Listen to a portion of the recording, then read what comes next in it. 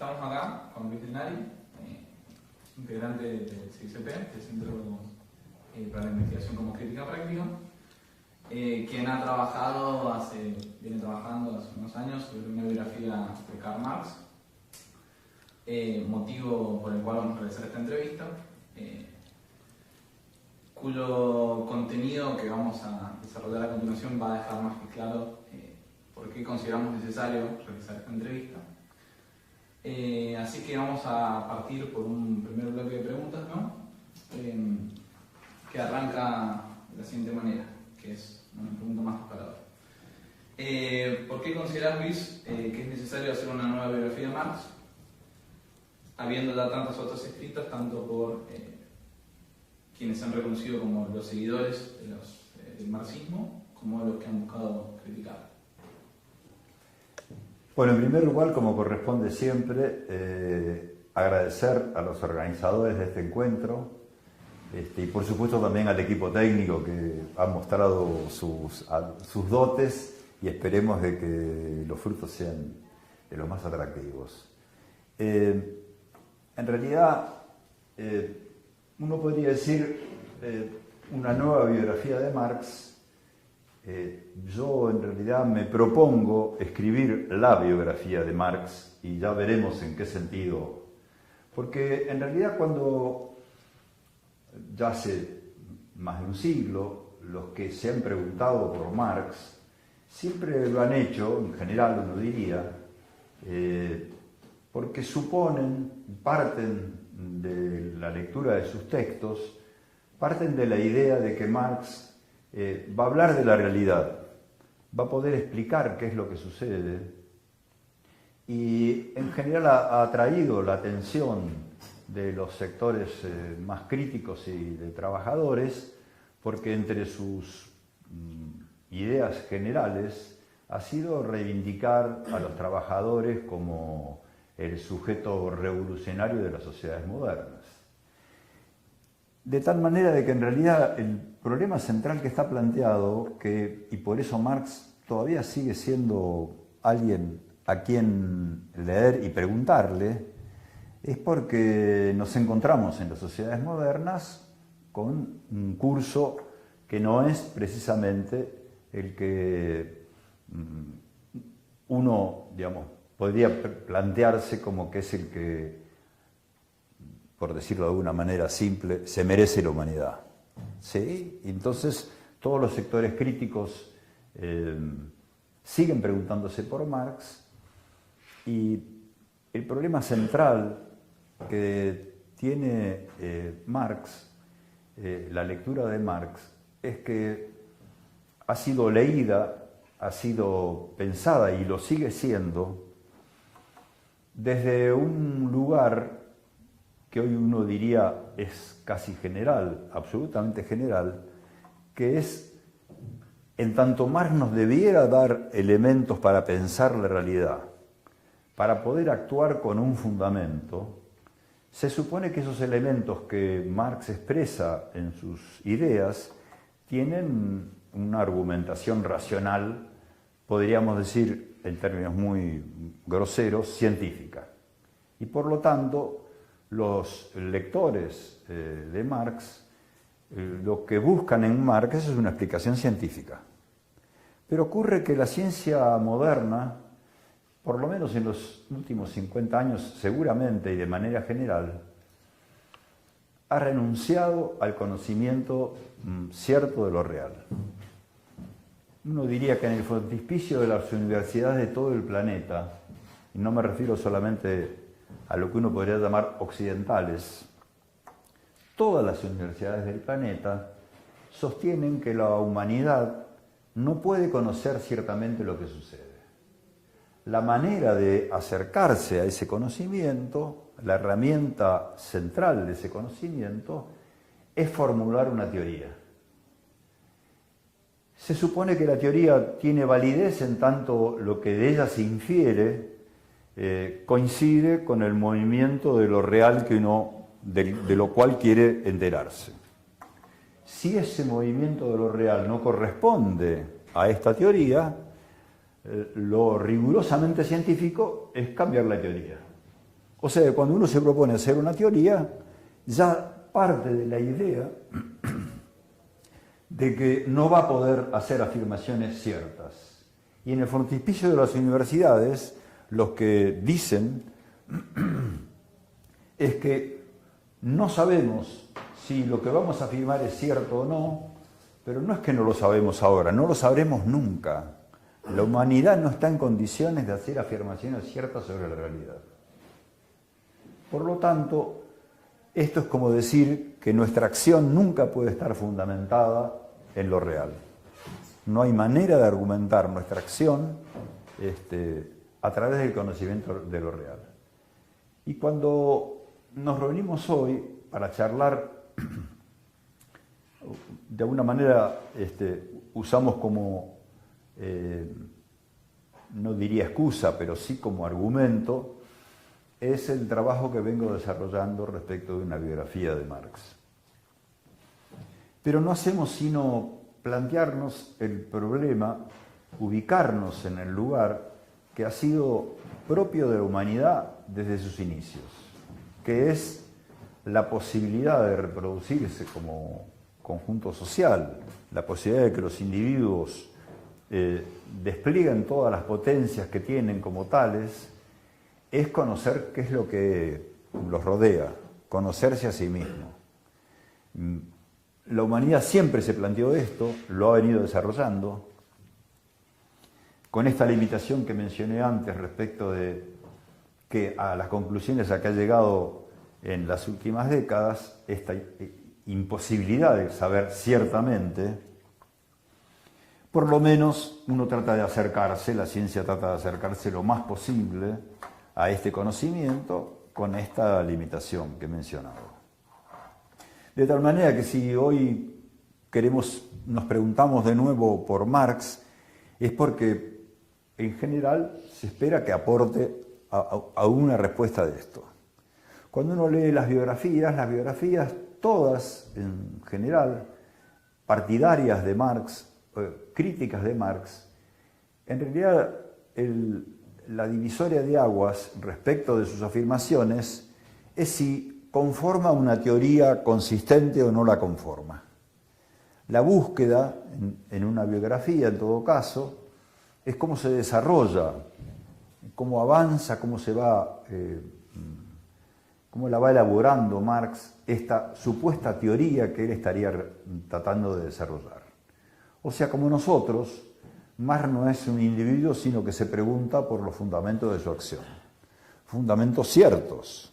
Si los fundamentos no serían ciertos, bueno, uno dice, hay que arreglársela como se puede.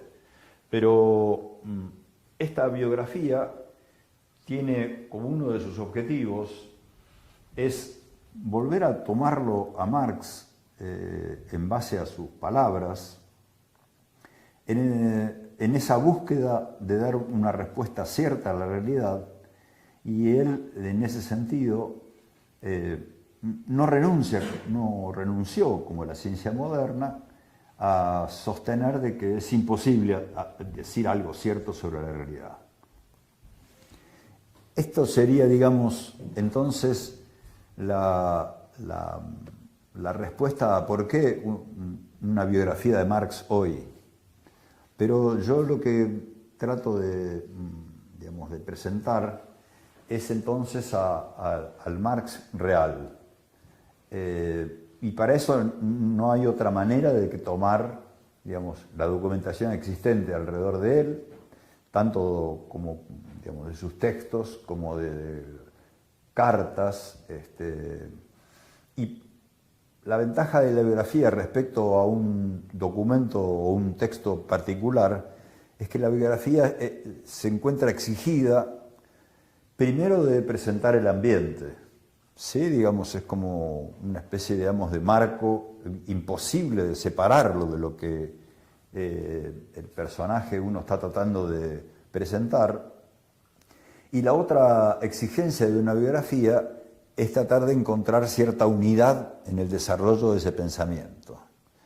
Que esto no necesariamente implica de que ese pensamiento pudiera tener cambios de distinta envergadura, ¿sí? Hay un debate, por ejemplo, muy conocido en términos de los pensadores que han trabajado sobre Marx, que habría una primera etapa de un llamado joven Marx y después la de una etapa de un Marx maduro, ¿sí? De tal manera que el problema más complicado con que se enfrenta una biografía de este tipo es que el lector, cuando se sienta a leer la biografía, así como se sienta a leer a Marx, lo hace bajo la idea de que este hombre debiera darme una teoría. Si no hace una teoría, desde el punto de vista de la expresión racional que hoy en las modernas sociedades donde rige el capital, no tiene validez. Si no hace una teoría, prácticamente carece, digamos, de validez científica, por decirlo de alguna manera, y por lo tanto, si uno quiere apelar a esa teoría para actuar, está haciendo su acción no en base a una mirada cierta sobre lo que está sucediendo, sino sobre ideas acerca de eso que está sucediendo. En ese sentido es complejo hacer una biografía donde uno ya sabe que el lector va a estar preguntándose por esa teoría. Como si uno desde el principio buscara ver, bueno, ¿cuándo empezó a tener ideas para lo que terminó siendo su teoría? Un ejemplo, digamos, de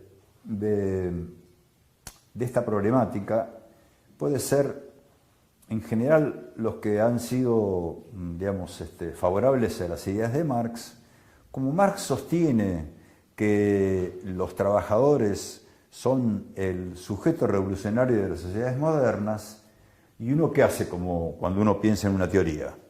Esto es una formación teórica, o sea, es una afirmación, una idea que uno tiene en la cabeza, y en esta afirmación teórica, para que se pueda sostener como teoría, los hechos debieran mostrar que es así.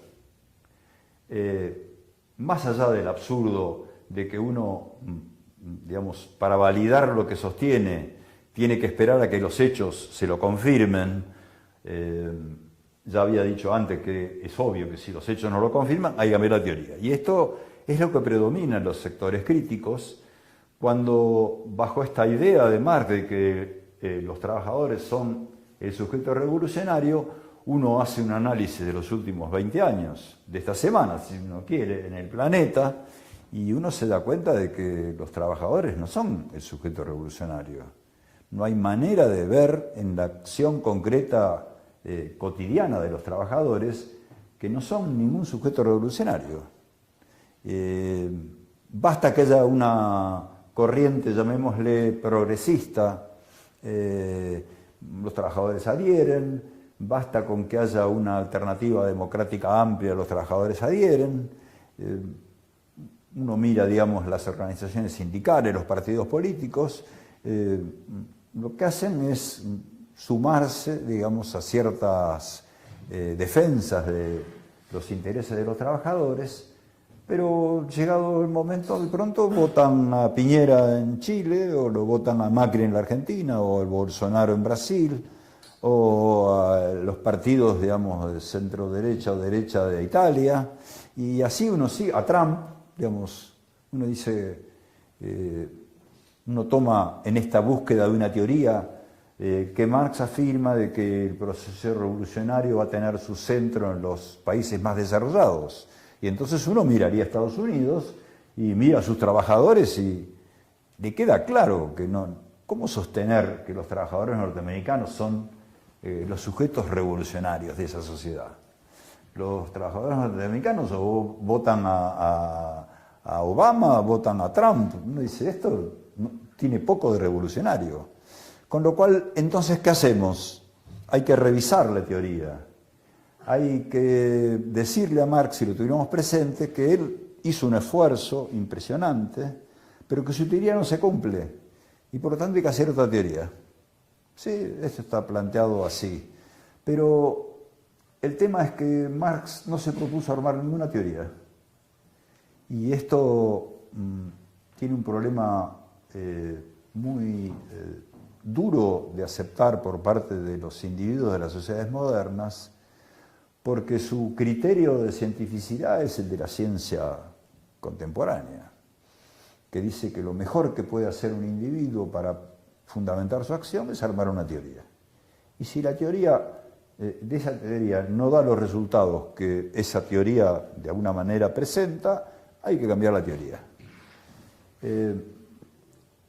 La biografía que yo he estado en la que yo he estado trabajando y sigo trabajando pretende mostrarle al lector primero un individuo como cualquiera de nosotros, cuyo problema central es fundamentar su acción. Y es un individuo que tempranamente, uno diría a los 20 años, encuentra de que nadie en el planeta, entre los más grandes pensadores, uno diría para esa época eran los filósofos, Aristóteles, Platón, Kant en el caso alemán, ni que decir los pensadores ingleses, los filósofos ingleses que eran completamente vulgares, todos sostenían que los seres humanos no podían conocer lo que realmente sucedía. Y entonces Marx, en ese desencanto, uno diría, hasta acá uno podría decir, extrañamente, insiste en que no hay argumentos para sostener de que la humanidad no puede conocer lo que tiene adelante, ciertamente. Y busca hacer ese desarrollo, ese conocimiento, y tiene, uno podría decir, un primer maestro que también se rebela contra esta idea que ha prosperado hasta el día de hoy, de que los individuos, los seres humanos son incapaces de conocer lo que ellos son, que se llamaba Hegel.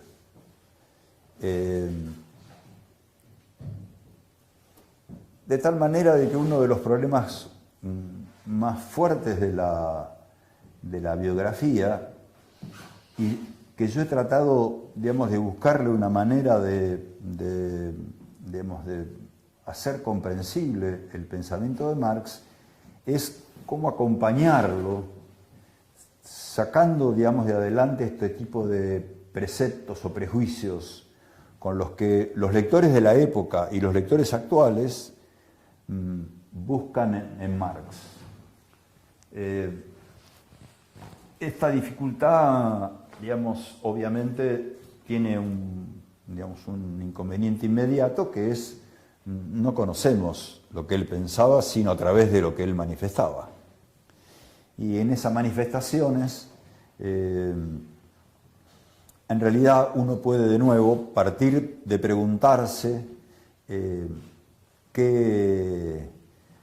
si esas manifestaciones son exactamente lo que él estaba ahí pensando, o simplemente son las formas que él expresaba de distintas maneras lo que estaba pensando, con los inconvenientes de vivir en una sociedad altamente represiva, donde para poder vivir había que cuidarse de lo que uno decía.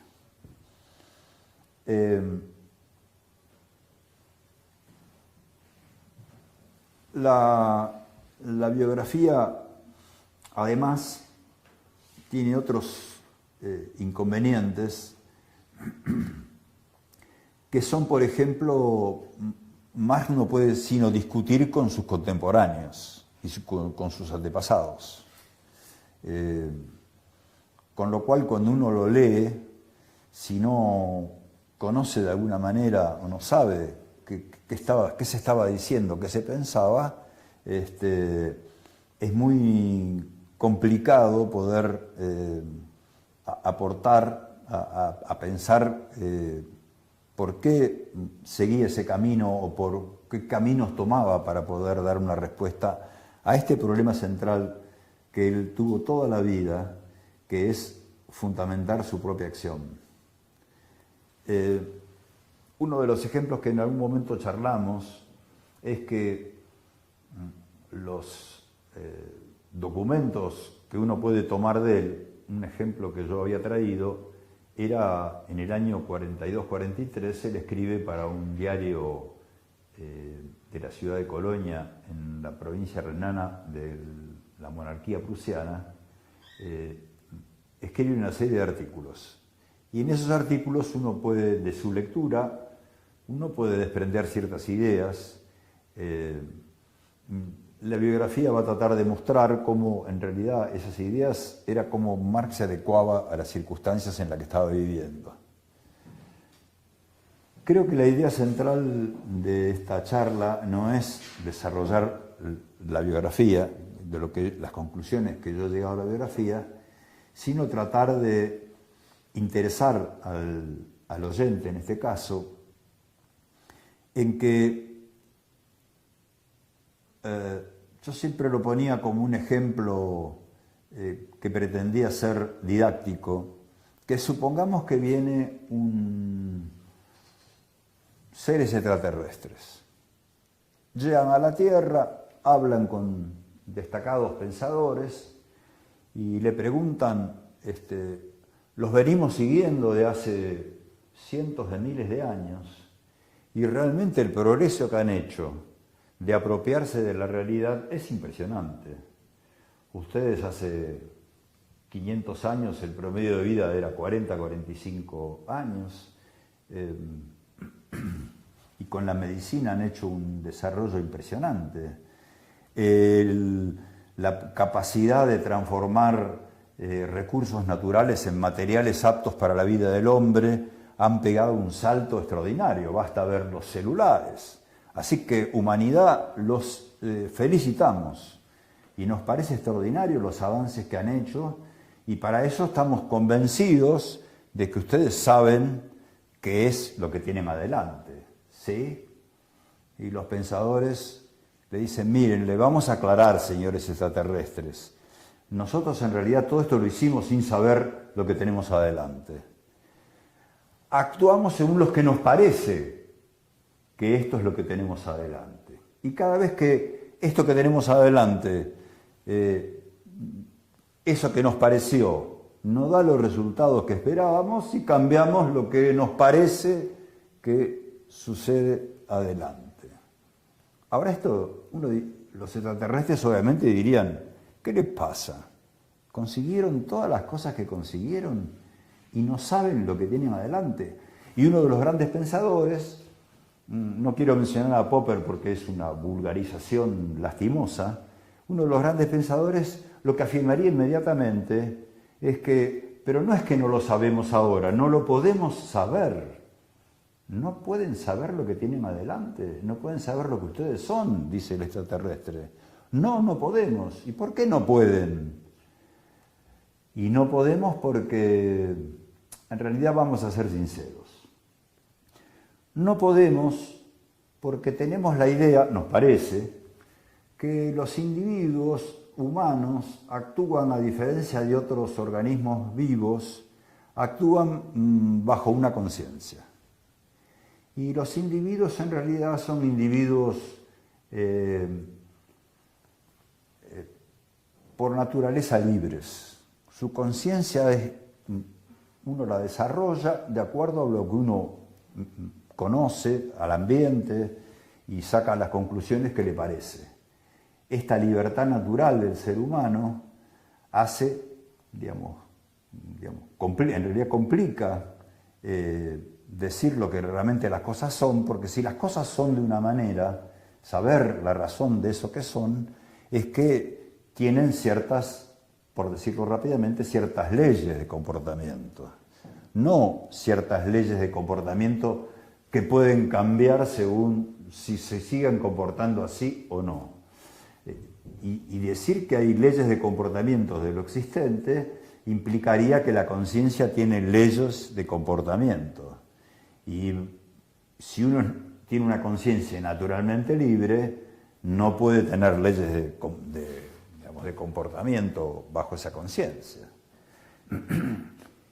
Esto es lo que nos parece a nosotros, dirían los terrícolas frente a los extraterrestres, y el extraterrestre diría, pero ¿y por qué no preguntarse si la conciencia también tiene sus leyes? O sea, en términos que ustedes van a entender bien, ¿por qué no preguntarse si la conciencia no está determinada?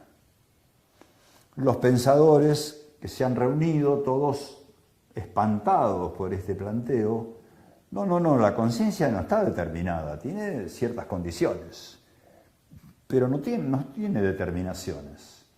Cada uno piensa lo que le parece.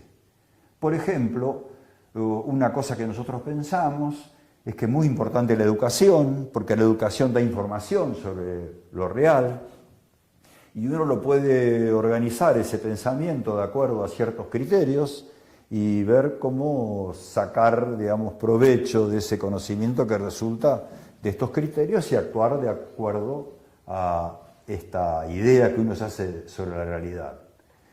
El extraterrestre dice, pero ¿y si ustedes actúan de acuerdo a esa idea y el resultado no es el que ustedes esperan, qué hacen entonces? Porque no están actuando sobre bases ciertas, están actuando en base a la apariencia. Bueno, nosotros lo que hacemos es cambiar esas ideas. ¿Qué otra cosa vamos a hacer? Cambiamos las ideas y otra vez empezamos de nuevo. El extraterrestre diría, la verdad que no se entiende. ¿De dónde sacan esta apariencia de que las conciencias de los individuos no tienen ninguna ley, no tienen ninguna determinación? Bueno, es lo que pensamos nosotros, dirían estos pensadores terrícolas. Marx en su juventud se encuentra exactamente con este mismo problema. Todos sus contemporáneos, hagamos la excepción de Hegel, todos sus contemporáneos razonan de esa misma manera. Con la diferencia que uno diría a la actualidad, es que en ese momento estaban tratando de conseguir las libertades que les permitiera a ellos actuar bajo esta conciencia libre no determinada. Y por lo tanto, si la sociedad no era como les parecía, había que tratar de organizarla de otra manera, según lo que los individuos pensaran que correspondía. Unos, por ejemplo, van a sostener la monarquía es arbitraria porque todo depende de un individuo. Es arbitrario también de que el rey siguiente sea de la misma casa o de la misma sangre, llamémosle, y que lo mejor sería que los individuos se juntaran y llegaran a un acuerdo social donde todos tuvieran plena participación. Sí, este era el ambiente que lo rodeaba a Marx en su momento. Y Hegel hace una crítica de esta forma de pensar y tiene un trabajo muy breve de su juventud donde se lamenta de que justo cuando los individuos, en la época histórica de la humanidad, los individuos empiezan a reconocer que son de alguna manera iguales, no tienen por qué subordinarse a alguien en particular, llámese emperador, amo, monarca.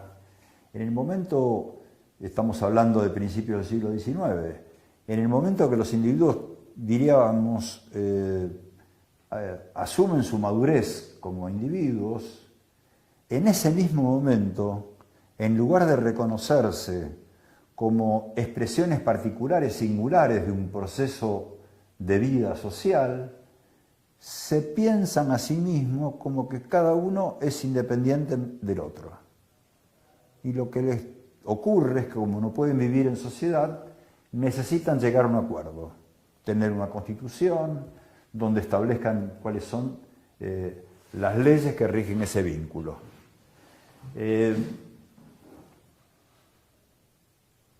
A Hegel le preocupa mucho esto, porque él ha encontrado que los individuos son las formas concretas de la vida social, que además encierran determinaciones, necesidades a desarrollar, y por lo tanto reconocerse como individuos independientes, que se sienten miembros de una sociedad en tanto la necesitan y lo que hacen finalmente es un acuerdo para vincularse. Esto es exactamente lo opuesto de saberse como órganos individuales de un proceso social de vida. Esto Marx no lo leyó porque no fue publicado durante la vida de Marx, este texto, pero Marx se plantea, uno diría, es exactamente lo mismo.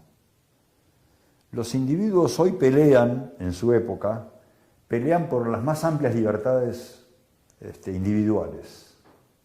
Él tiene un trabajo del año 1844, donde escribe un texto que se llama La cuestión judía, donde sostiene los derechos humanos son todos derechos que en realidad van en contra de lo que ellos son. Hoy leerlo produce un escozor terrible, no solamente porque el individuo que lo lee hoy, y esto es norma general, se siente que su conciencia no está determinada. Y por eso, por ejemplo, es tan importante la escuela, porque a uno suma conocimiento, ideas sobre lo que sucede, y uno se puede hacer su composición de lugar. Cuando uno le niega la educación al individuo, le está quitando elementos para hacerse su composición de lugar, para poder desarrollar con la mayor plenitud su conciencia de un individuo no determinado.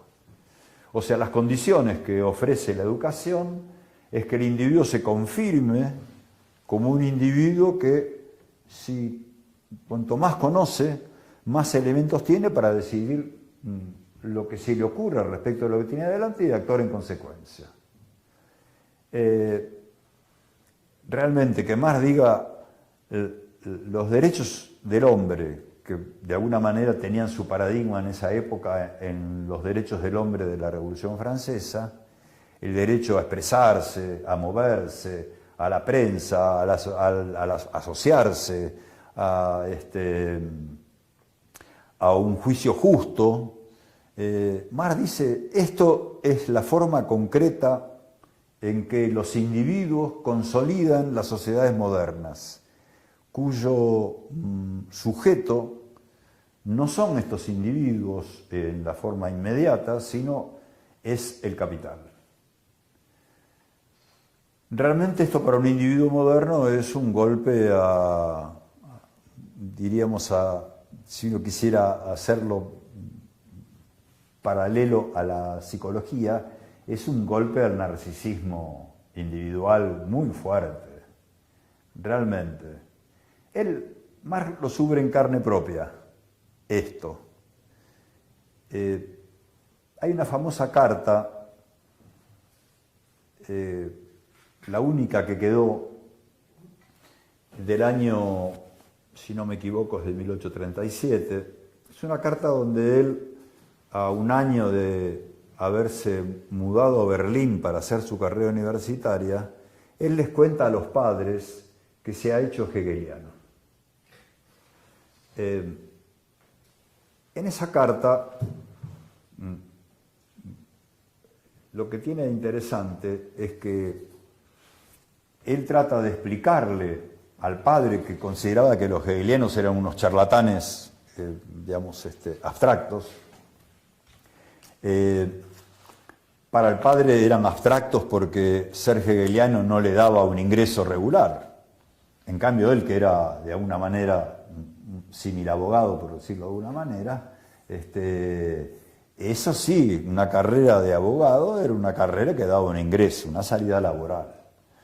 En cambio, ser filósofo y hegeliano no daba un ingreso para vivir. Marx trata de, en este caso tiene 19 años, trata de explicarle a los padres, entonces, de la mejor manera posible que se ha hecho hegeliano. Y lo interesante, la carta es altamente reveladora de la explosión de emoción de Marx, del joven Marx, del adolescente casi Marx, de haber encontrado y haber descubierto qué es lo que sucede en la vida humana. Uno diría, hoy mismo, si alguien lo pudiera plantear, no puede sino emocionarse de alegría. Uno debe sentir adentro una explosión increíble, como puede haberla de alguna manera, aunque sea, digamos, limitada, le puede haber pasado a Newton cuando descubrió la ley del movimiento de los astros, o lo que le puede haber pasado a Pasteur cuando descubre el tema de, digamos, de la enfermedad y la vacuna. Es emocionante ese tipo de descubrimiento, pero acá Marx, aparte, lo que ha descubierto es qué es lo que es él y qué es lo que tiene adelante. Es como si se hubieran desgarrado todos los velos y él mira la realidad cruda. Obviamente esa emoción va, digamos, paralela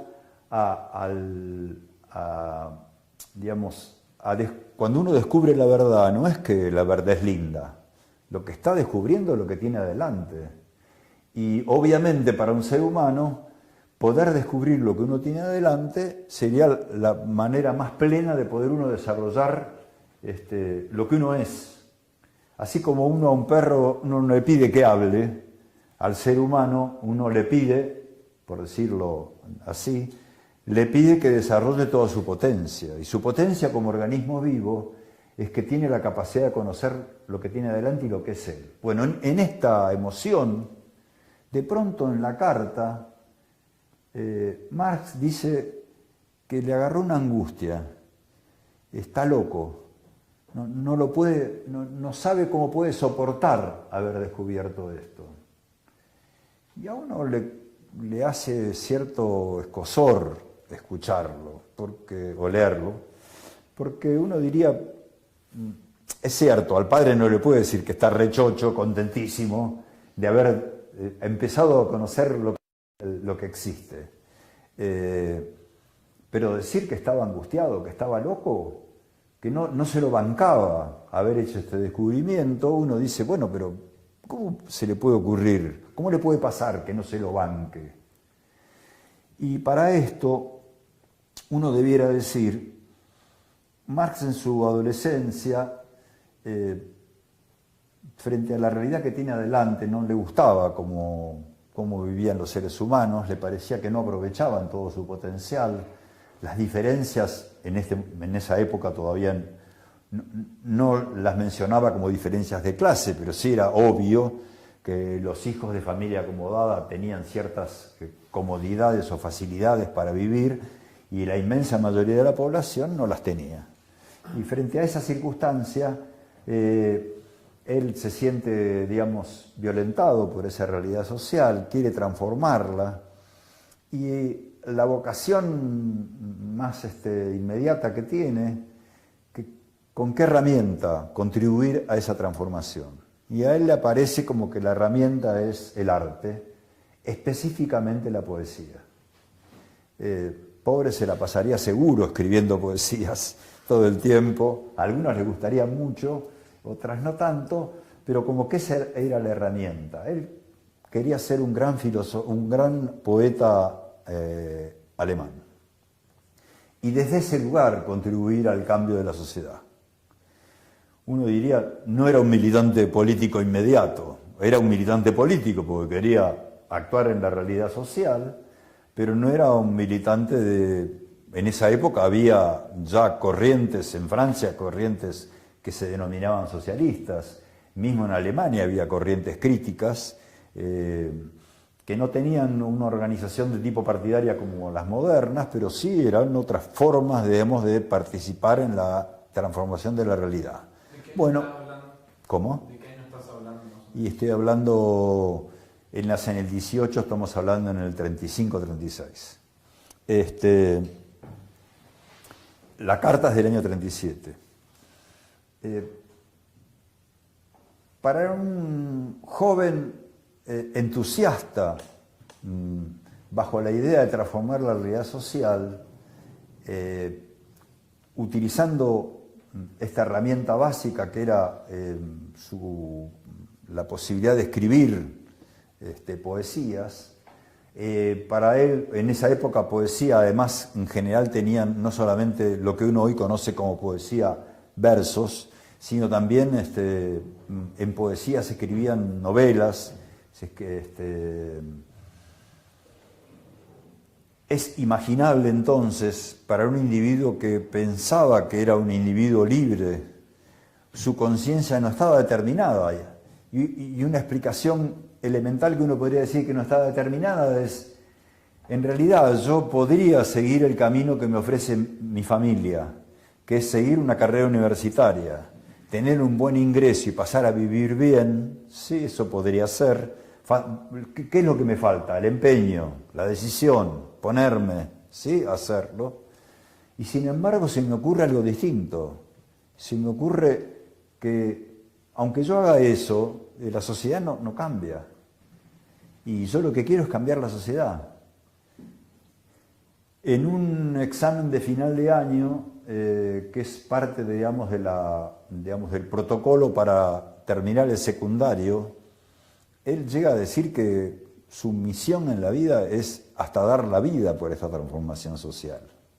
O sea, él estaba convencido de esto, y para alguien que quiere cambiar la realidad, que incluso está dispuesto a dar la vida, ¿cómo pensar que no lo puede hacer? Estamos hablando de un joven de 16, 17 años. ¿Por qué no lo podría hacer? Si él se lo propone, si él convence a otros que se proponen, ¿sí? Si él consigue que haya una educación popular, si él consigue que toda la gente cambie su conciencia. Y sí, ¿cómo no va a cambiar la sociedad si no cambia la conciencia? Y entonces, bueno, ¿él cómo va a contribuir al cambio de la conciencia? A través de la poesía. El primer problema que tiene es que él se pregunta, de nuevo, como de alguna manera nuestros más antiguos antepasados, es ¿por qué es esto que tengo adelante y no otra cosa? Y para poder cambiarla, ¿cómo querer cambiar algo si no sé lo que tengo adelante? ¿Sí? Hay que saber lo que uno tiene adelante. Hay que conocer realmente lo que hay para poder decir qué hacer. Y se pone en su primer año de universidad, lo hace en Bonn, se pone a leer a los filósofos y lo que encuentra es que todos le dicen que no se puede saber. Yo imagino la crisis del pobre Marx. Quiere transformar la sociedad. Sabe que los individuos tienen conciencia. Sabe que si todos cambian la forma de pensar, viven distinto. Ahora, ¿de qué depende que cambien la forma de pensar? ¿Qué es? ¿Falta la palabra de alguien iluminado que les diga? Pero aunque fuera así, ¿por qué los otros le van a seguir a él, a esa palabra? Y entonces la pregunta es, la crisis de Marx es absoluta. No solamente no le salían las poesías, o sea, escribía poesías y se daba cuenta que no eran buenas poesías, pero aparte no sabía por qué tenía esta sociedad delante que él quería transformar usando la poesía. Y ese primer año debe haber sido terrible y llega a Berlín, y en Berlín conoce a los hegelianos. Y cuando se pone a leer a Hegel, el único que le dice que no es cierto que la humanidad no puede saber lo que es, pero la conciencia, todo lo existente, encierra una necesidad a desarrollar. Es la forma concreta, lo real es la forma concreta en que se desarrolla una necesidad, y en esa forma, entre las formas concretas que encierran una necesidad de desarrollar y están determinadas, no puede estar excluida la conciencia, no puede estar afuera la conciencia. Si no hay manera de separar la conciencia del individuo. Uno acostumbra a decir mi conciencia, como si uno pudiera ser algo externo a mí. Yo la tengo o no la tengo. Tengo una buena conciencia o una mala conciencia. Uno razona así y le aparece como que la conciencia es algo que es independiente de mí. Y Hegel le explica a Marx, es absolutamente ridículo este planteo. Yo soy no cuerpo y conciencia, soy esto que tengo adelante, que es un cuerpo que una de las formas concretas en que rige su acción es mediante la conciencia. Cuando Marx le manda esta carta entonces a los padres, la desesperación, el dolor que le produjo haber descubierto a Hegel, yo lo entiendo como el dolor de saber que su conciencia está determinada. Y esto para Marx, que venía con embalado con estas ideas, uno diría nobles, generosas, descubrir que lo que él pudiera pensar era resultado de algo que no residía simplemente en él, y era para volverlo loco. A un joven con tanto entusiasmo, darse cuenta que su conciencia estaba determinada, y por lo tanto había que preguntarse por su determinación. No había otra manera.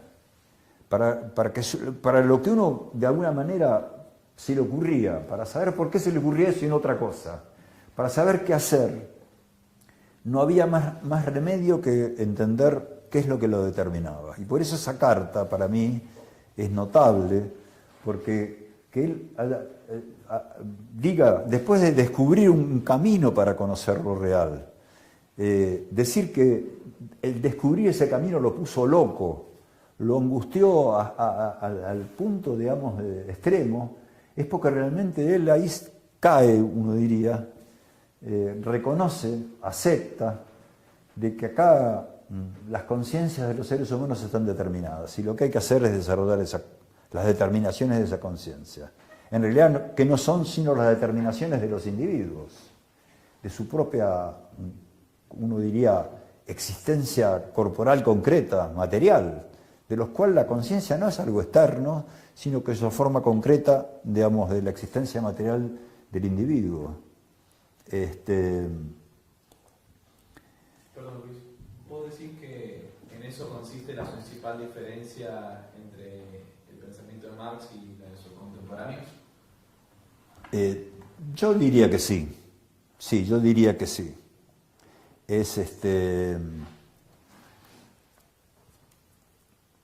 Uno diría, es la principal diferencia que tiene él con sus contemporáneos y con los actuales.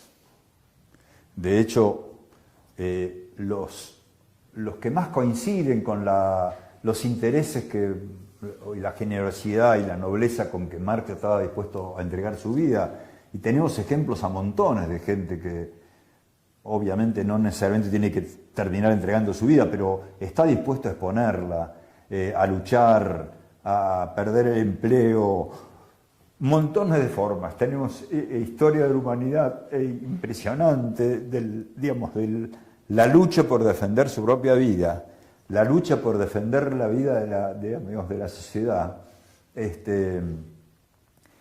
No alcanza con eso. Y Marx dice, acá hay algo en la filosofía hegeliana que está trabando la posibilidad de avanzar en ese sentido.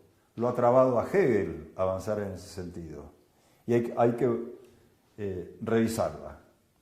Y la forma de revisarla es, hay alguna determinación general que está, lo simplifico, discúlpenme, hay alguna determinación general en las ideas de Hegel que está obturando la posibilidad de avanzar en este conocimiento.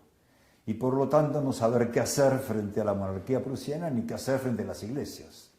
Más que tener una cátedra docente y desarrollar esta filosofía. Una filosofía que no podía ir más allá de lo que había ido, en todo caso, y había que mostrar, encontrar, descubrir qué es lo que la trababa en ir más allá. Y Marx encuentra qué es lo que la trababa.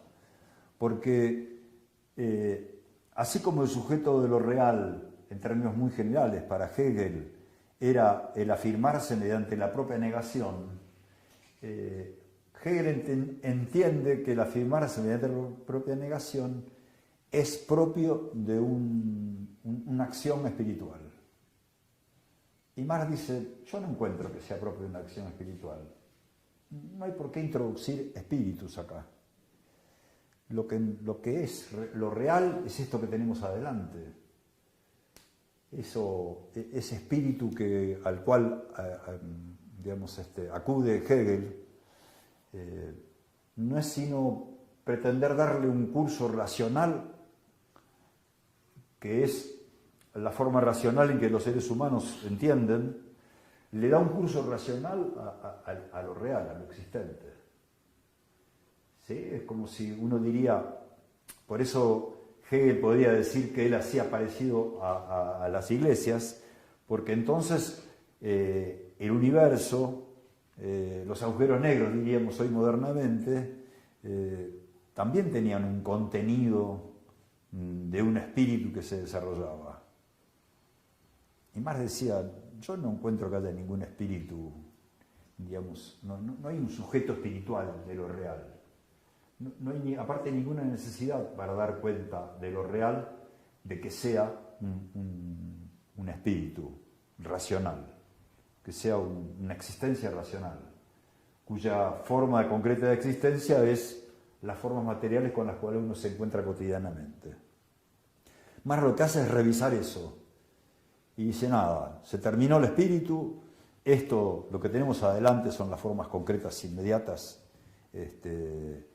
y eso es lo que lo traba a Hegel de avanzar en las determinaciones del Estado moderno, lo traba en explicar las determinaciones de las ideas religiosas, y rompe con él. Rompe en el sentido de que Hegel no podía ir más allá, pero había que ir más allá, porque para decir qué hacer frente a la monarquía absolutista y frente a las corrientes de pensamiento religioso había que actuar, y para actuar había que entender por qué existían, y Hegel era incapaz de llegar a explicar por qué existían. Y esa es la ruptura de Marx con Hegel. A diferencia del pensamiento, digamos, uno diría ya hoy tradicional, Marx apelaría apelando a estas formas materiales concretas, buscaría en la economía, en la producción, en la actividad material de la producción de los seres humanos, buscaría la determinación que daría cuenta de su acción y de su conciencia. Lo que hoy normalmente uno diría lo económico.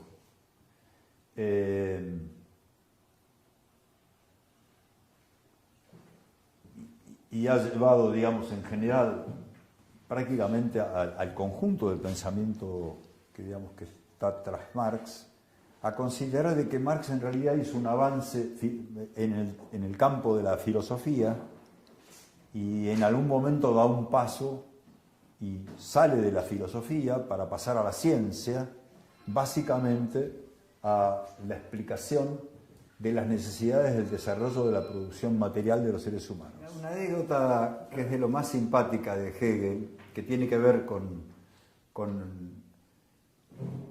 qué se engancha Marx de Hegel. El dar una respuesta racional por parte de los individuos respecto de lo que existe, y que lo que existe es un afirmarse mediante la propia negación. Esto implica de que todas las formas concretas son formas concretas de afirmarse mediante su propia negación. Es digamos, lo puede decir de otra manera, como que esto necesariamente es así, ¿sí? Y tan necesariamente es así que uno no puede sino buscar una explicación de esa necesidad. Uno es la forma concreta de una necesidad que se está desarrollando y si no la conoce, su acción es una acción hecha a ciegas. Y no solamente si uno es una expresión de una necesidad, del desarrollo de esa necesidad, uno no es más que, no encierra sino una necesidad a desarrollar también. Y tan es así que esto lo engancha a Marx con Hegel. Pero hay una anécdota de Hegel que me parecía de lo más simpática, que ya ni me acuerdo, pero me parece que sí que la incluí en la biografía, que es en una de las clases que dio Hegel en la universidad, un alumno le hace la siguiente pregunta.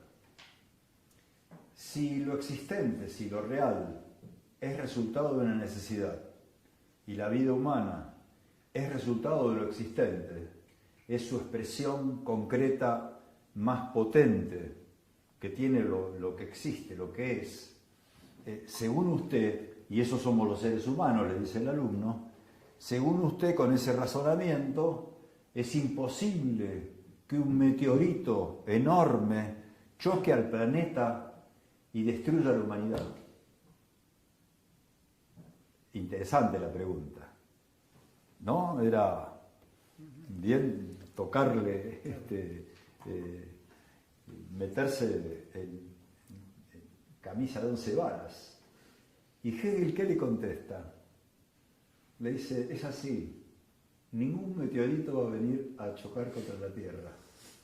Estoy tan convencido de que los seres humanos son la expresión en lo real, en lo existente, en el universo, del desarrollo de lo existente, y tan necesario, que ningún meteorito, esa necesidad no se va a expresar en que un meteorito la destruya.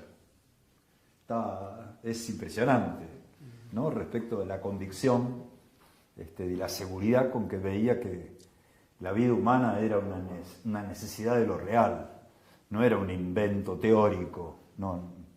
Y me pareció lindo respecto a las películas de ciencia ficción que uno a veces ve sobre todo sucede al azar prácticamente. Bueno, algo de la pregunta que me habías hecho tenía que ver con Engels. Recién, digamos, en algún momento, en off, lo que yo decía es que una de las dificultades que tuvo Marx para desarrollarse es que no tenía con quién discutir. O sea, no lograba encontrar a alguien que le siguiera el ritmo y que le aportara elementos. Uno podría decir que en la historia de su vida, Engels de alguna manera fue de los poquísimos que le siguió el ritmo. Pero Engels mismo reconocía que en realidad las ideas fundamentales de lo fundamental que había descubierto Marx, él, digamos, contribuía, ayudaba, pero no, nada, eran de este loco. ¿Sí? Eso obviamente por un lado implica lo complejo que es y las fuerzas que hay que meterle para avanzar en esto. No es sencillo.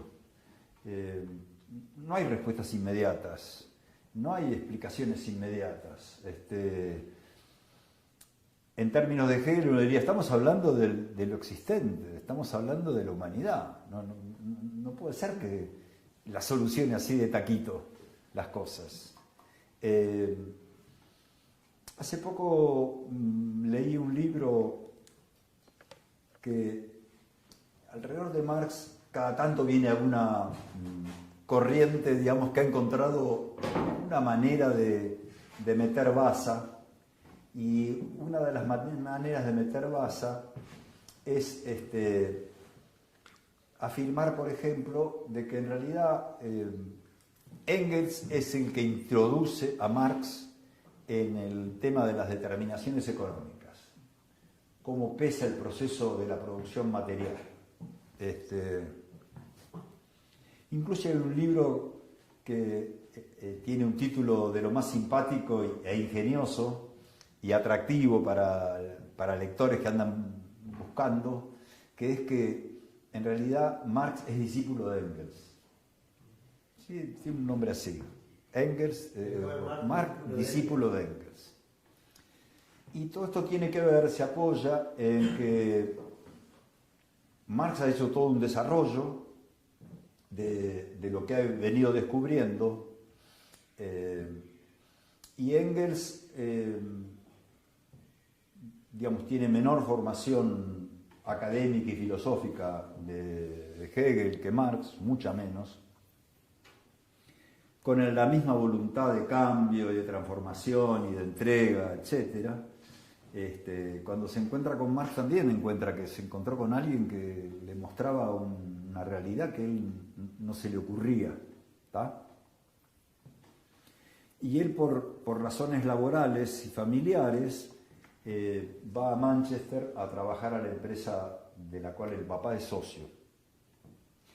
Y escribe un libro hacia el 1844, es un libro que se llama La situación de la clase obrera inglesa. Y Engels, como Marx, respecto de la producción de la vida material de los seres humanos, no eran novatos. ¿Por qué? Porque la consolidación del régimen capitalista requería que destacar de entre los seres humanos individuos que se especializaran en esa producción material. Y bajo la concepción, digamos, de la época, esto era lo económico. La producción material era lo económico. Para Marx, la producción material no hay lo económico. No es que el individuo tiene una neurona económica, una neurona afectiva, una neurona social, una neurona política, y entonces hay alguien que puede explicar qué pasa con la neurona económica. Pero para Engels de alguna manera sí era, pero bueno, estaba aprendiendo junto a Marx. Engels había tenido poca relación personal, poca discusión todavía, y él, bajo esta vocación de transformación social, trabajando en una empresa que explotaba obreros en Manchester, una empresa textil, a él se le ocurre, y me parece bárbaro, explicar cómo vivía la clase obrera inglesa. Y en esa explicación, lo que explica es los mecanismos que usan, digamos, los empresarios, los capitalistas, para prosperar. En medio de una competencia, la necesidad, digamos, de hacer trabajar al obrero más horas de lo que realmente necesitan para reproducirse, etc.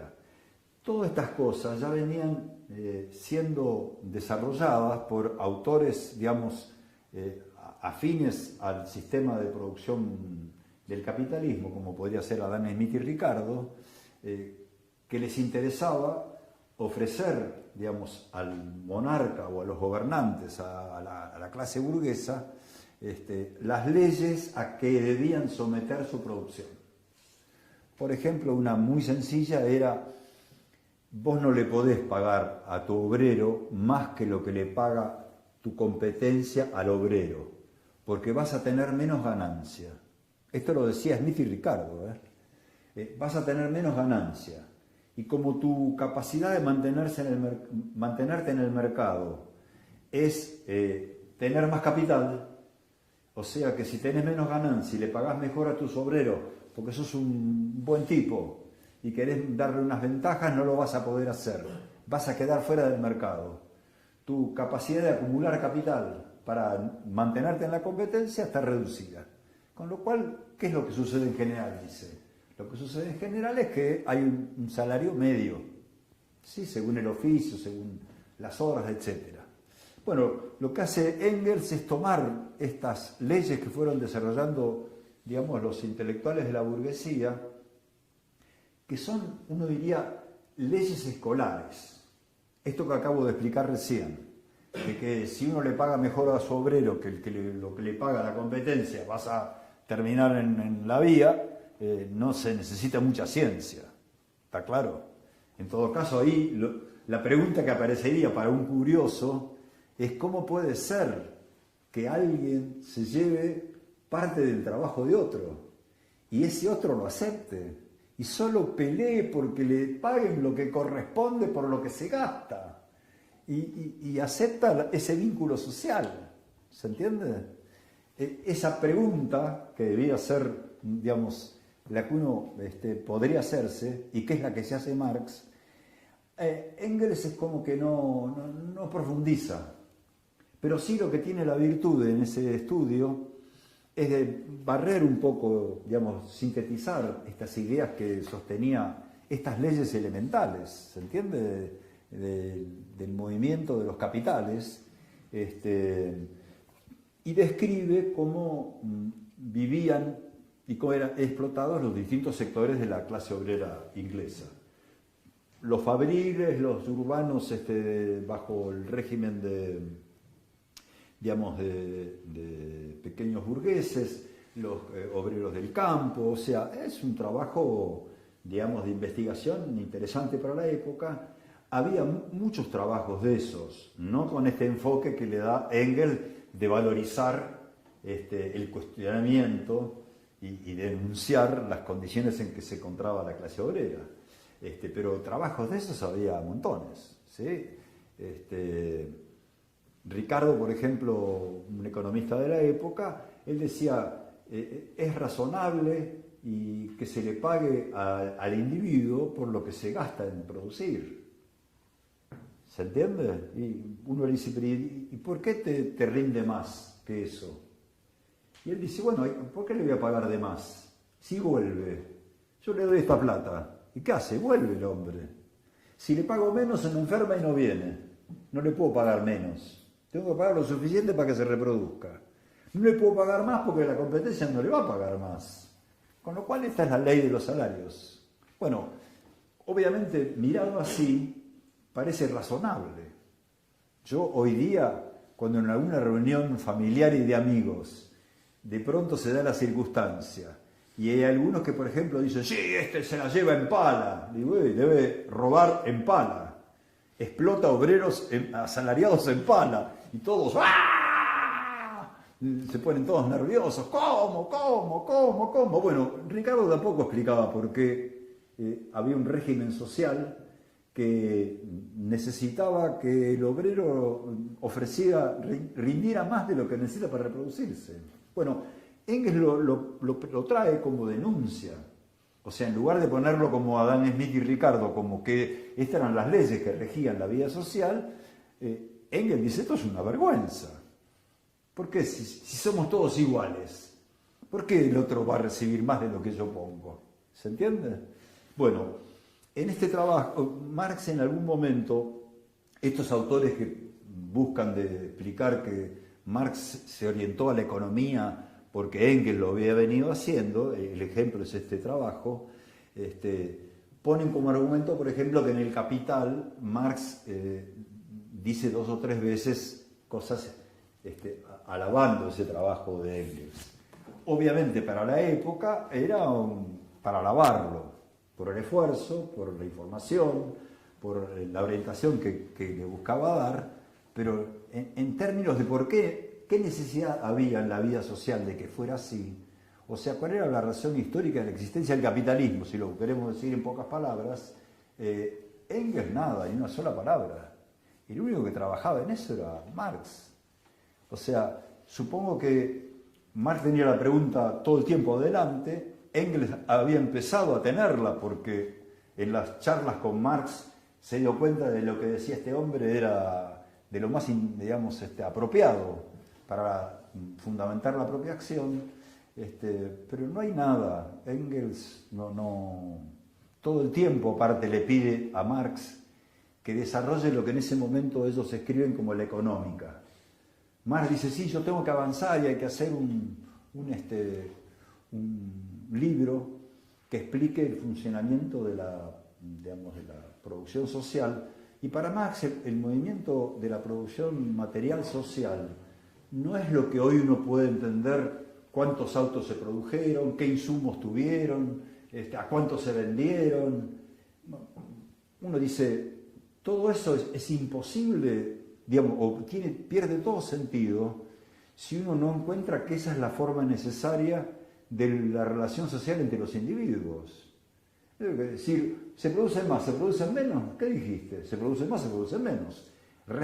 Respecto de qué hacer y fundamentar, no tenés ningún fundamento para actuar. El empresario va a querer que se produzca más, el gobernante va a querer que haya más actividad económica, los trabajadores se van a agrupar en sindicatos, incluso en partidos, para que el salario no les baje y puedan volver a trabajar al día siguiente. En el caso entonces de Engels introduce todas estas cosas de la producción material, que no es, digamos, en el caso de Engels, es simplemente cuánto ganan los obreros, cuántas horas trabajan, si se produce más, se produce menos, qué ramas compiten en el mercado internacional. O sea, lo que hoy un tradicional economista económico progresista haría. Pero de ahí a dar cuenta de por qué existe esto, la más mínima palabra. Y le decía a Marx, en tu económica espero que digas eso, porque a Marx le diría, el camino es este, y lo que hay que explicar es las determinaciones que hacen que esto sea así. Y Engels, pobre, no sabría ni por dónde empezar. Y cuando digo pobre, en el sentido de que no es fácil, es de nuevo complejo, y Marx tiene también dificultades para saber cómo empezar a desarrollarlo. Durante años todo el mundo le pide que comprende que hay que desarrollar esas determinaciones, y a Marx le cuesta hacer ese desarrollo, el que después uno diría va a ser el capital, le cuesta terriblemente, no termina de saber cómo avanzar en ese conocimiento. ¿Sí? Le cuesta, lo posterga todo el tiempo. Él de alguna manera lo promete, porque en realidad hay que ir a eso, a qué necesidad se está desarrollando en esta forma de vida social, pero no encuentra la manera de hacer de avanzar en ese conocimiento. Recién uno diría, redondea sus cosas hacia mediados de la década del 50, cuando empieza a ir al Museo Británico y empieza a escribir lo que va a ser después los Grundrisse, la contribución, etc. Pero hasta que le encuentra la vuelta es complejo. Respecto de ese desarrollo, Engels no dice nada, no aporta nada, no aporta, uno diría, un gramo, ¿sí? Era un tipo también, digamos, muy versado, muy leído, Engels, y a Marx le serviría de mucho poder discutir con él, porque él leía a Adam Smith o a David Ricardo sobre las teorías de la renta, la teoría monetaria, y Engels también lo había leído, y entonces discutirían. Pero acá el tema no es simplemente encontrar que la renta de la tierra es una apropiación privada de un trabajo social, sino hay que explicar por qué eso subsiste.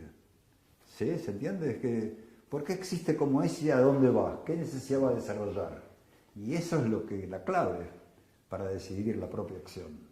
Lo otro es ser un comentarista de la realidad, que es cierto, es mejor sacar cualquier nubarrón que lo opaque y nada, contar qué está pasando. Hoy, digamos, es muy común, uno enciende la televisión y los programas críticos empieza, subió el dólar, bajó esto, subió la tasa y mañana cambia de nuevo, bajó el dólar y ahora de esto y el riesgo país, y uno dice, está bien, es cierto, son datos más o menos razonables, pero lo único que están diciendo es que acá, ¿qué está pasando? Sí, son, digamos, el iceberg de lo que está pasando. Y para actuar no tiene ningún sentido actuar movido con estos argumentos. Ayer, por ejemplo, fui a una conferencia donde el conferencista, no quiero decir el nombre, no importa, plantea la importancia de cambiar la Constitución. Porque con esta Constitución, así como puede existir Menem, Kirchner, Macri, es una Constitución demasiado plástica, demasiado amoldable a cualquiera, y que habría que tratar de pensar en una Constitución que ponga más límites, que no puede ser que venga un Macri y endeude el país como se le cante, ponía ejemplos, ¿no? Que la Corte Suprema no hay nadie que la juzgue, etcétera, etcétera. Todas cosas uno las escucha y son razonables, pero la pregunta es, ¿quién necesita esa Constitución en la Argentina? Es obvio que si ha tenido esta Constitución tan maleable, es porque era necesario el proceso social humano general en su forma argentina, en su forma concreta argentina. Y así es la Argentina, digamos, sí funciona la Argentina. Plantearse un cambio de Constitución sin encontrar la necesidad de ese cambio, y bueno, puede ser de buenas intenciones, pero no va más allá de esto, son buenas intenciones, pero nada. El tema, digamos, la preocupación central de Marx era encontrar el resultado de qué somos y qué necesidad nos lleva adelante. Sí, nada, empujar hay que empujar, pero sin esto estamos vacíos, ¿sí?, de potencia. Perdón, Luis. Engels, de alguna manera, recién al final de su vida, en los últimos años de su vida, trata de avanzar respecto de cosas que Marx no escribió, que es filosofía, no me acuerdo cómo se llama el nombre, de materialismo y, bueno, no me acuerdo. Hay dos trabajos grosos de Engels referidos al movimiento de lo que uno llamaría hoy naturaleza, ¿sí?, sin por eso querer decir que el hombre no es naturaleza, pero Engels trabaja y ha sido motivo de un tipo de discusión que es si la dialéctica, el afirmarse mediante la propia negación, es una determinación propia de los seres humanos o de lo real y lo existente. Y Engels dice, no, es lo real de lo existente.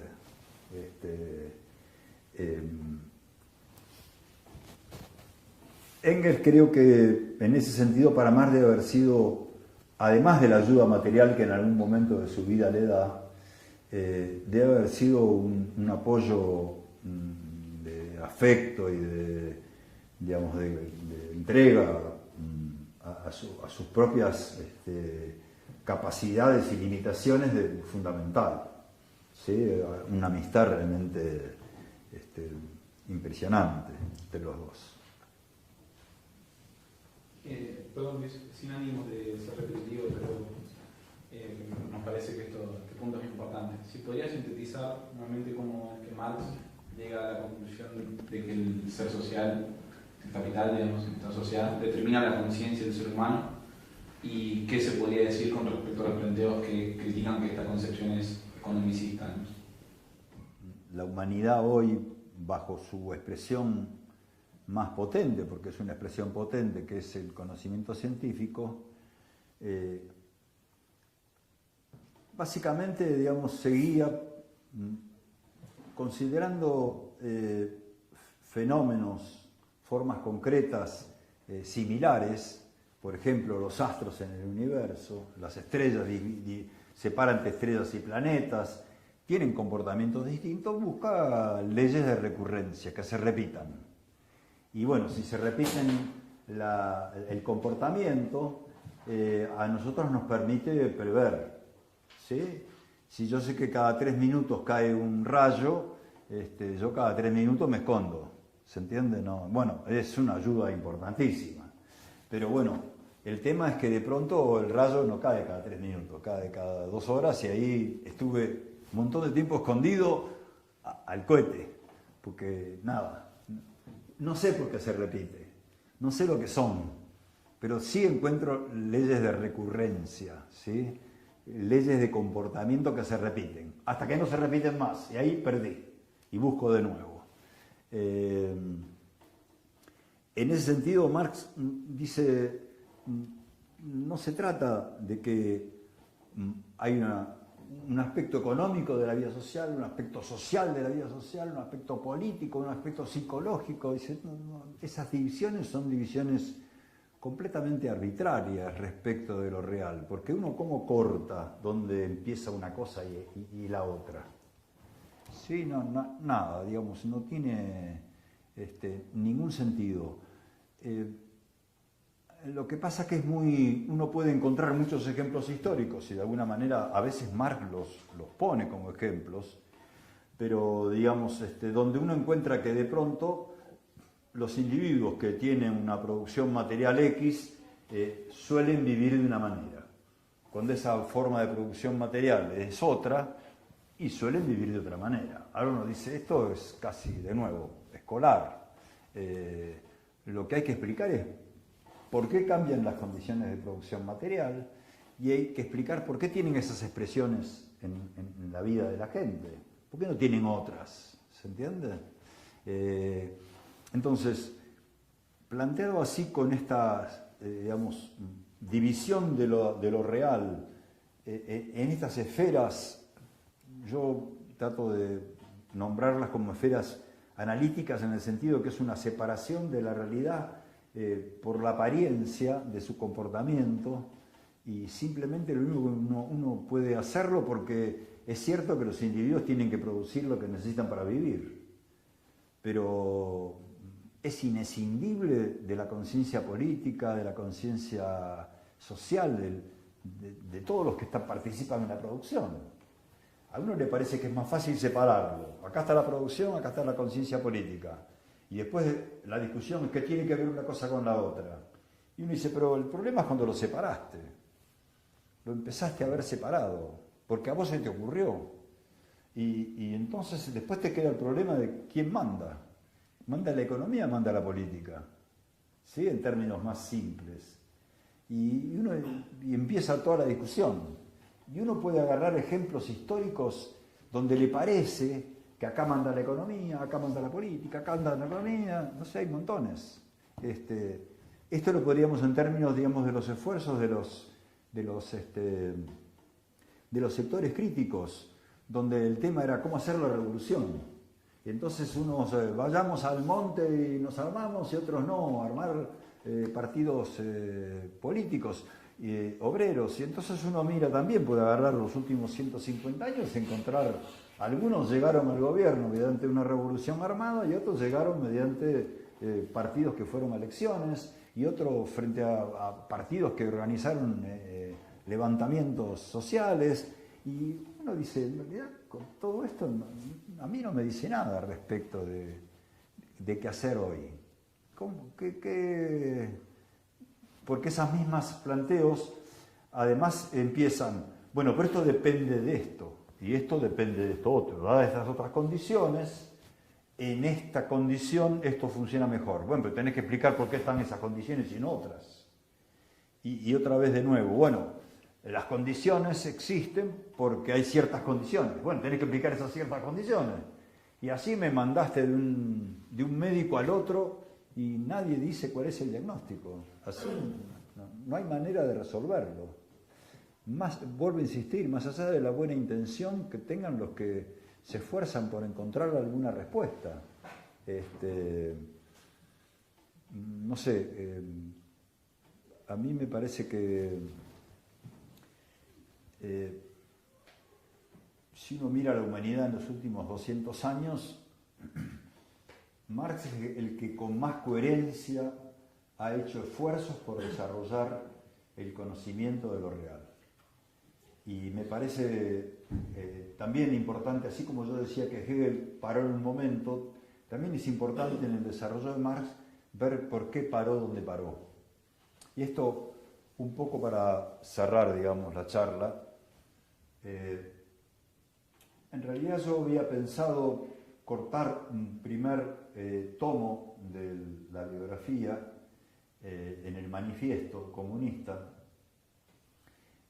porque básicamente pocos años después Marx va a empezar a trabajar en el Capital.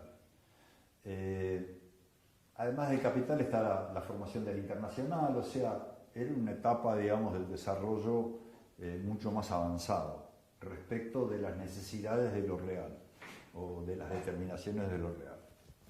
Pero cuando llegué al manifiesto, lo que me encuentro es que Marx hace una serie de afirmaciones que, tomando en cuenta lo que uno le ha leído hasta ahora, es como si pegara un salto de afirmar que los obreros son el sujeto revolucionario. Y bueno, ahora estamos en la revolución del 48-49 en Europa. Y los obreros salen a pelear, la pequeña burguesía sale a pelear, la burguesía pelea, la reacción monárquica, los terratenientes también pelean, todos pelean. Ahora, ¿qué hacer? Y Marx viene de una discusión violenta un año antes, en el año 47, o no me acuerdo si es el 46 o 47, o sea, el manifiesto está escrito a fines del 48, con un miembro, digamos, crítico social, donde Marx le dice, lo que viene es la consolidación del poder de la clase burguesa. No hay otra cosa que viene. El otro, de alguna manera, sostenía de que con el desarrollo de la industria y por lo tanto con el desarrollo de los trabajadores industriales, que se concentraban en ciudades, que eran masas que podían encontrar cierta coordinación y homogeneidad en defender sus intereses, etc., lo que estaba planteado era la lucha contra la burguesía. Y Marx le dice, mira, está planteada la lucha contra la burguesía, pero no hay proletariado todavía que esté en condiciones de pelear con la burguesía y ganarlo. Lo que tenemos adelante es una reacción que está trabando el desarrollo industrial, o sea, está trabando el desarrollo de las fuerzas productivas. En esa discusión viene el manifiesto. Y uno lee el manifiesto y Marx por momentos parece decir que, bueno, lo que está por delante es una revolución proletaria. Obviamente no dice mañana ni pasado, pero da toda la idea de que en el debate con el grupo con el cual se acerca, da toda la idea de que esto se ha abierto la etapa, de alguna manera. Engels, muchos años después, hace una especie de autocrítica respecto del manifiesto. Y dice dos cosas que uno las piensa y le da cierto escozor. Lo que Engels dice, en realidad nosotros éramos muy optimistas en esa época y pensábamos que se abría el curso de una revolución proletaria y no nos dimos cuenta de que en realidad los trabajadores no eran la mayoría de las naciones. O sea, uno caía en cualquier lugar del planeta, incluso en Inglaterra, los trabajadores no eran la mayoría. No estaban organizados, no tenían conciencia. De ahí a una revolución proletaria, una dictadura del proletariado, no, era todo muy inmaduro.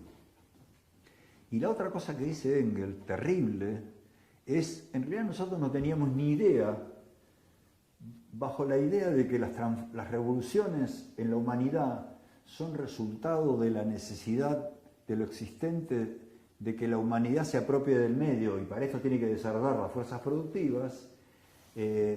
Si en el desarrollo de estas fuerzas productivas se encuentra una traba, la forma de organización social que desarrolla estas fuerzas productivas, si esas fuerzas productivas se detienen porque chocan, porque así como se vienen desarrollando bajo esa organización social, no pueden ir más allá, lo único que cabe es que es necesario a la humanidad cambiar la organización social. Y es obvio que acá la alternativa, digamos, lo que era teníamos el feudalismo, después viene el capitalismo, y nosotros decimos que viene el socialismo, o como se lo llame, porque en algún momento el desarrollo del capitalismo, el desarrollo del capital como un sujeto de las vidas modernas, en su desarrollo de las fuerzas productivas va a chocar con un límite. Y la humanidad, lo vivo de lo existente, necesita ir más allá de eso. Y si va más allá, necesita cambiar la organización social. Y lo va a hacer. Entonces, Engels está totalmente de acuerdo. Sí, esto va a ser así. Ahora, para eso hay que tener una idea aproximada de si estamos en la mitad del desarrollo de la fuerza productiva, estamos al principio o estamos chocando. Y Engels dice, no teníamos ni idea. Entonces uno dice, a ver, ¿cómo plantear qué hacer si uno no tiene esta idea? Esto en realidad existe hoy. Hoy lo tenemos presente. Si uno lo quiere, digamos, seguir desarrollando los conocimientos de la realidad que hizo Marx, esto lo tiene adelante planteado. Estamos al borde, digamos, el capitalismo como forma de organización social de la vida humana está llegando al límite del desarrollo de las fuerzas productivas y por lo tanto,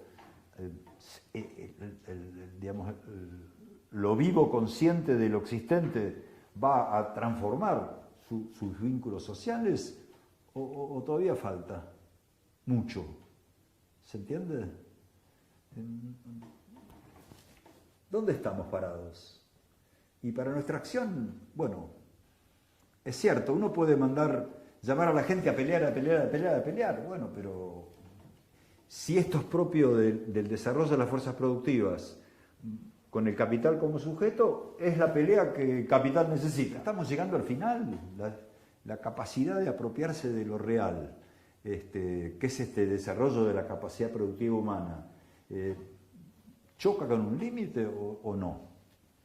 ¿Por qué cambiaría la vida social si no choca con un límite? Si sigue realizando la necesidad de la vida social, que es apropiarse del medio para sí. Esto dice Engels 50 años después de la revolución de 48-49, y en realidad del manifiesto. El manifiesto, yo en ese momento me di cuenta que el manifiesto no era simple explicarlo. ¿Qué resultado de qué era el manifiesto? En general, las biografías suelen plantear que el manifiesto es el manifiesto del primer partido comunista. Es la primera vez que los comunistas tienen su partido y este es su manifiesto. Simplemente tomando las limitaciones que dice Engels, ya uno dice, nada, es insuficiente. No es que diga pavadas, pero es insuficiente. Que la vida uno la mira en su desarrollo desde que los seres humanos tuvieron la capacidad de producir por encima de sus necesidades inmediatas. Esto implicaba quién se quedaba con ese sobrante, y esto es clases sociales, y entonces unas defendían mantener esa organización social y otros se peleaban. Decir esto hasta acá está bien, uno diría, es así la vida real, pero esto no dice nada respecto de lo que viene, en lo inmediato, en mi vida natural humana del individuo que puede vivir 70, 80, 90 años, ¿se entiende? Llegado a este punto, tratando de encontrar un razonamiento de por qué en realidad el manifiesto es el resultado de un acuerdo político que hacen Marx y Engels con una organización relativamente, débil, incipiente, pero con cierto, presencia en algunas ciudades alemanas y en algunos grupos emigrados, que yo entiendo que para Marx y Engels eran el terreno de los más inquietos del momento. O sea, que no solamente trabajaban, sino que además estudiaban y pensaban y se preocupaban qué hacer. Era un terreno fértil para que participaran con Marx y Engels en los desarrollos que venían haciendo. Y el manifiesto es el resultado de este acuerdo. No es lo que no es el desarrollo del conocimiento que va más allá de cosas que ya había dicho antes Marx y nada, pero claro, estaba la revolución. ¿Qué hacer si la burguesía acordaba con la monarquía? ¿Qué hacer si la pequeña burguesía no te acompañaba? ¿Qué hacer si los trabajadores conseguían una ventaja y ahí se quedaban? ¿Se entiende? Le aumentaban un poco el sueldo y había montones de alternativas. ¿Qué hacer? ¿Qué es lo que en realidad es? ¿Qué determinaciones del capital hacen que las formas políticas sean estas u otras? O sea, Marx en el manifiesto simplemente lo que anuncia, a lo que ya había dicho antes, es que en realidad la lucha política es la forma concreta en que sectores de la población conformados en clases en tanto defienden intereses particulares, las formas políticas son expresión de la lucha, a esto él dice son la lucha de clases. Ahora, ¿por qué se da esta lucha de clases y no otra? Una palabra. ¿Sí? Una palabra. No. Y lo que más llama la atención en el manifiesto es que en realidad Marx viene sosteniendo de que el proceso social humano tiene una necesidad de desarrollar, les guste o no les guste, lo sepan o no lo sepan los seres humanos, dice Marx. Y lo repite. Esto se da a espaldas de ustedes, muchachos. Ustedes pueden saberlo, mejor que lo sepan, pero se va a dar a espaldas de ustedes. Y si ustedes lo saben, ustedes lo que hacen es, en esa necesidad, ser la expresión corporal consciente de esa necesidad. De nuevo, yo en un momento dije, a un perro no le va a pedir que hable, pero a un ser humano sí le pedimos que hable. Si el perro humano lo que hace es mover la cola y querer y ladrar, no desarrolló sigue existiendo, ¿se entiende? En el caso del manifiesto comunista, esto no está, digamos, desarrollado, y yo me doy cuenta, lo que más muestra que es un acuerdo político, está mal decir oportunista, porque para Marx y Engels eran un paso importante, conectarse con gente activa y reflexiva. Además venía un proceso social que ya anunciaba mucha, movimiento social, la crisis del 46-47, 1846-47 económica, ya había desempleo, etc. La burguesía peleaba cada vez más audazmente con las monarquías. O sea, venía un movimiento social de peso y uno tenía que mostrar qué es lo que podía aportar a ese proceso, ¿sí? Frente a las corrientes más críticas que lo que planteaban es un ideal de sociedad y marchar hacia él, no porque fuera una necesidad de la vida humana, sino porque a ellos les parecía que era más lindo que seamos todos amigos que nos peleemos. ¿Sí? Entonces seamos solidarios, somos todos amigos, nos pasamos mejor, ¿para qué nos vamos a pelear? ¿Se entiende? Como que esa era un poco la buena idea del socialismo. Y ellos querían diferenciarse. Entonces, este acuerdo político, yo entiendo que pasa por ahí, donde queda claro que es un acuerdo político, es que Marx no va a decir en el manifiesto, esto sucede, le guste o no le guste a los seres humanos, lo sepan o no lo sepan. ¿Se entiende? Es como... ellos no le podían decir a este grupo esto. Es como si hoy fuera uno, se sienta con miembros de los partidos políticos de cualquier lugar del planeta y le dice, ¿vos sabés que tu conciencia está determinada? ¿Qué decís? Dice el otro. Sí, tu conciencia no está determinada. No. Porque si la conciencia está determinada por la existencia, como dice Marx, ¿la existencia qué es? El capitalismo. Si yo estoy determinado por el capitalismo, ¿cómo me voy a enfrentar con él? No puede ser que me enfrente con él. Mi conciencia no puede estar determinada por él, al que yo tengo que liquidar. Entonces mi conciencia no. ¿De dónde sacaste eso? Bueno, vos decís que te interesa Marx y Marx dice eso. No, bueno, pero Marx, bueno, hay cosas que están bien, cosas que están mal. ¿Sí? Y lo simpático de la vuelta de la historia, el que reflota esto de que la existencia determina la conciencia, aunque parezca increíble, es Stalin, en el apogeo, digamos, de su poder soviético. Claro, para él, que estaba construyendo socialismo, esa era la existencia, determinaba las conciencias. No tenía ningún problema Stalin en aceptar que la existencia determinaba la conciencia. Estaba claro que él era socialista porque la sociedad era una sociedad socialista. Pero en general para la izquierda es un dolor profundo. Ahora, el tema es, acá no estamos discutiendo si encontramos eso o no encontramos eso, sino estamos hablando sobre qué encontró Marx. Y si realmente encontramos lo mismo o no encontramos lo mismo. A mí me cuestiona que este hombre haya encontrado eso y yo lo vengo siguiendo y me parece que está, digamos, avanza en el conocimiento, llega a esta conclusión, yo no puedo quedarme en el molde. O hay algo de su desarrollo que está mal o está bien. Y ahí me la tengo que bancar. Si mi conciencia está determinada por mi existencia, me la tengo que bancar. ¿Sí? Y tengo que entender por qué esa existencia está determinada también. ¿Qué determina esa existencia? ¿Qué es la que determina mi conciencia?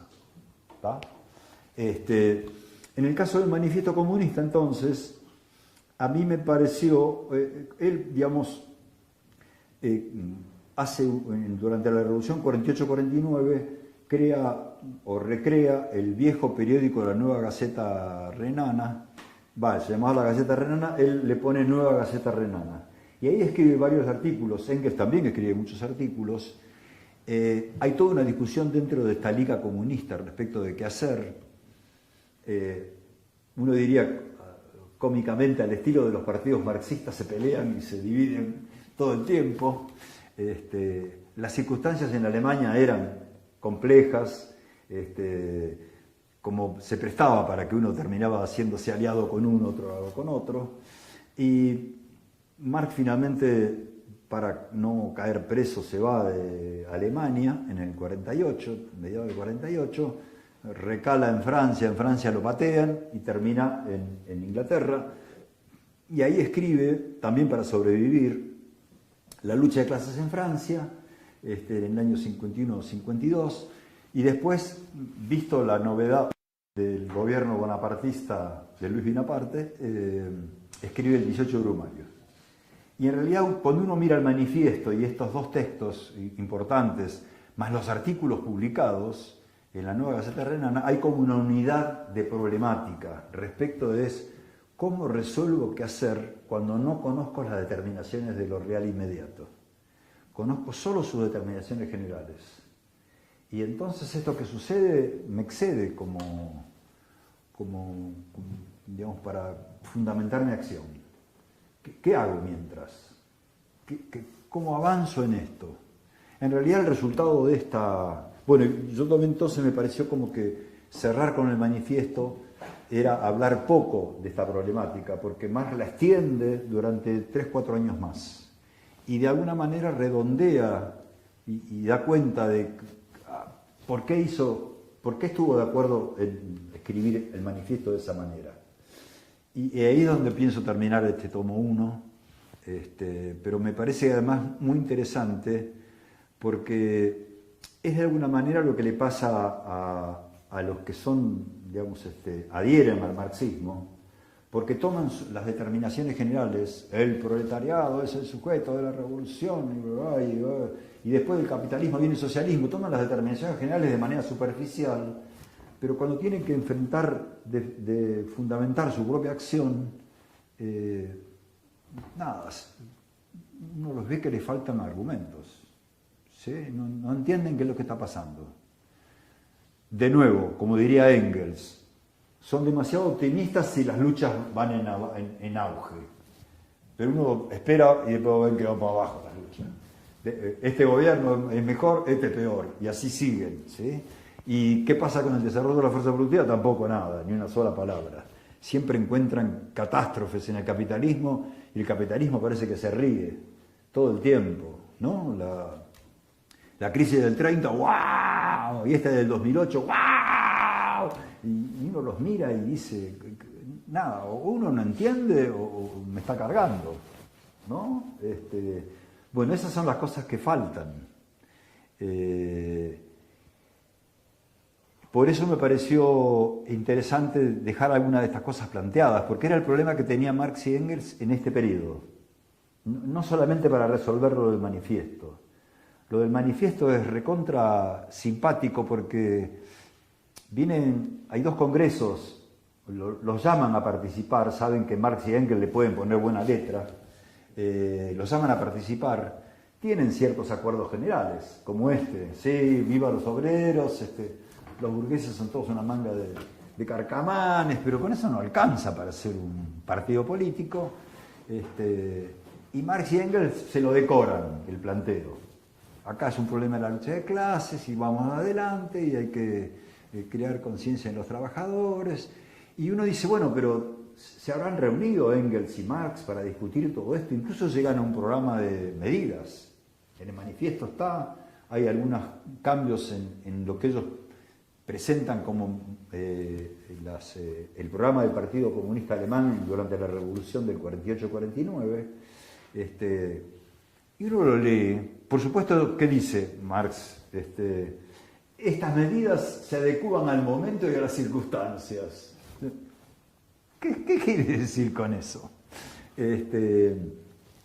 No se reúnen a discutir esto.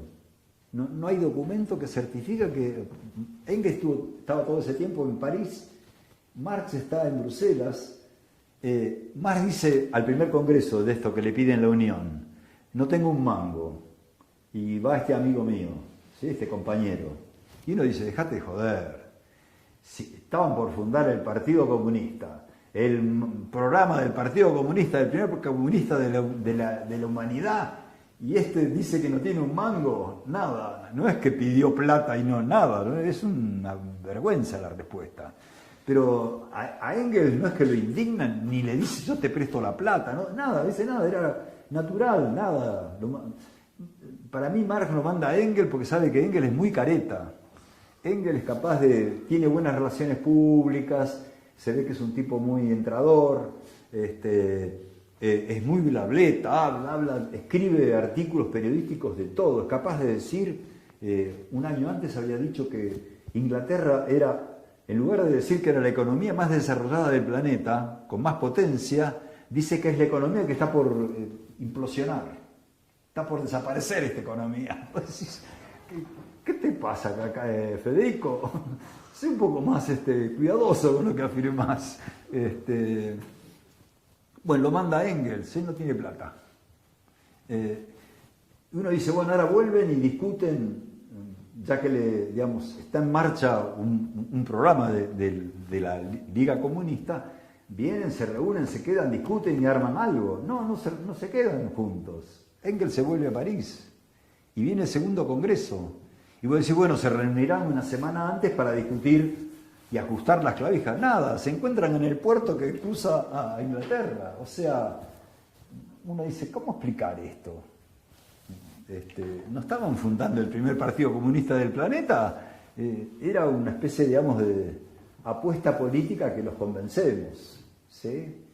El hecho de lo que pasa en los próximos 3-4 años es divisiones todo el tiempo. Cada cual pensaba lo que se le ocurría y decía lo que se le ocurría.